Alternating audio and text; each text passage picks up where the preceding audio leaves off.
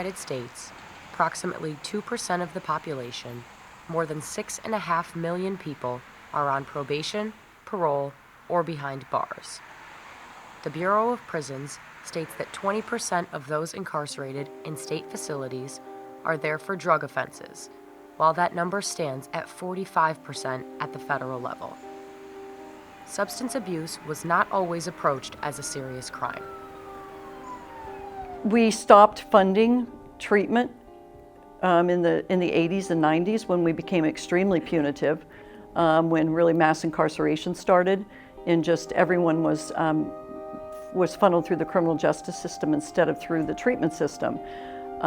We were building prisons, we were hiring more police officers, we were really putting a lot of money into criminal justice. The number of people processed through the criminal justice system has increased dramatically since the early 1970s due to changes in the criminal code, such as the Rockefeller laws and 3 strikes laws. Many drug offenders are also mentally ill. 37% of prison inmates and 44% of those in jails have been diagnosed with some form of mental illness.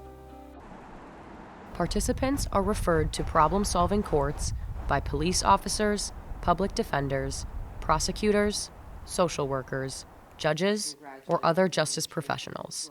There are both formal and informal criteria that determine whether or not a participant is eligible for a particular court.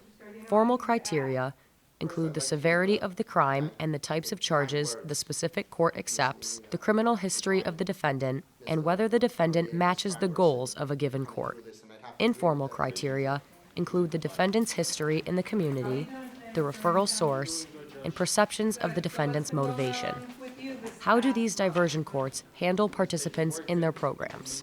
People were committing the same crimes over and over again, and there was no change.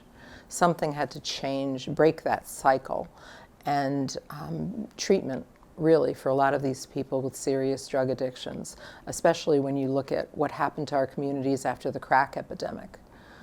And then you saw again now what was happening with respect to the opioid epidemic. Something had to break that cycle.